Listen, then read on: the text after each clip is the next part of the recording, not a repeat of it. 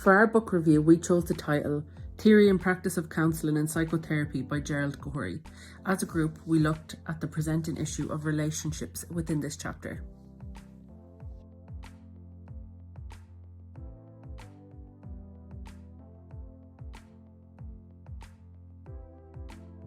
Choice theory, developed by William Glasner, argues that human behaviour is driven by the pursuit of 5 essential needs: survival, love and belonging, power, freedom and fun.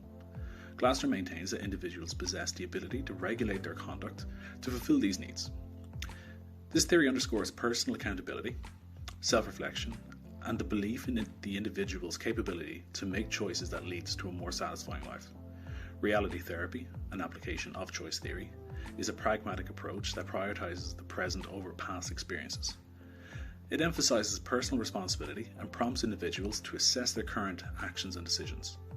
Therapists assist clients in identifying their aspirations and devising a realistic plan to achieve them. The therapeutic process involves establishing a strong therapeutic relationship, addressing discrepancies between behavior and goals, and collaborating towards working for a positive change. William Glasner once said that the only person we can truly change in a relationship is ourselves. The only way we can get others to change is to develop a satisfying relationship with them. This quote highlights the idea that personal responsibility and choice play a crucial role in our relationships. Our client presented with relationship issues. Their partner is a recovering alcoholic, and we decided to take the WDEP approach while treating our client. WDEP is a problem-solving approach that helps you focus on your wants, doing, evaluation and planning. It's all about taking action and making positive changes in your life. Now Melissa and Martina are going to explain in more detail the WDEP approach. Thanks, Lauren. We look at the W of the acronym, and this relates to the wants. This is where the therapist works with the client to explore what their wants, needs and desires are. Therapists will also work with the 5 basic needs strength profile. This will give the client further information. Therapists will also ask the client questions such as, what are your wants? What needs and wants are currently being met in the relationship? What would your relationship look like if all of those needs and wants were being met? When we move on to the D of the acronym, this relates to the doing, the thoughts and the actions. Therapist works with the client to explore all of those thoughts, their actions and their behaviours that they're bringing into their relationship. The therapist may ask some key questions along the lines of, what are you currently doing in your relationship that could be impacting it in a negative way? What could you be doing in the future to impact your relationship in a more positive way? Thank you. Thank you, Mel. So now we will look at E, evaluation. Here, we will get the client to examine themselves and to self-evaluate their actions. We can ask questions like, are your current actions helping your relationship with your partner? By asking these kinds of questions, the client can look at their present behaviours to see if they are helping. As counsellors, we want the clients to look closely at themselves and to make effective choices in their own lives. This part can be difficult for some people, as they may not like the answers they find.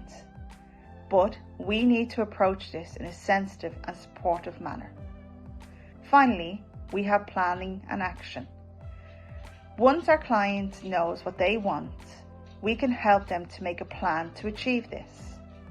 These plans need to be achievable and immediate if they are to work for the client.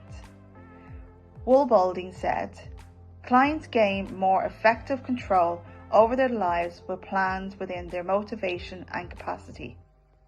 One plan we could look at with our client in this scenario is attending an Al-Anon meeting. Here, they can meet people in a similar situation and gain more understanding to their issues. It may also be possible to create a new support system where they don't feel alone. Critique of relative therapy. It's controversial in that it blames the client for their problems, blaming behaviour on the creation of mental health issues, whereas it's widely known that mental health issues can affect behaviour. It's controversial in that it disregards psychiatry entirely without diagnosis and also is anti-pharmaceutical use. It acknowledges the impact of childhood experiences, but diminishes these as not relevant for the present and future of the clients. It also fails to acknowledge biological or environmental factors in its approach. It's also a cognitive development approach which is limited in its own impact. So what are the positives? Although it's controversial, it does have a positive view of the human condition. Awareness of the 7 deadly habits and 7 caring habits can result in immediate impact and improvement of therapy. It's proven to be very effective with relationship therapy. It has specific, realistic and achievable goals. It makes the client accept responsibility for their actions and therefore their improvement. It presents on the present focus and future focus, allowing a client to not dwell on past traumas, which many clients may favour. And as a cognitive development therapy, it's usually short term, which most medical insurance companies favour.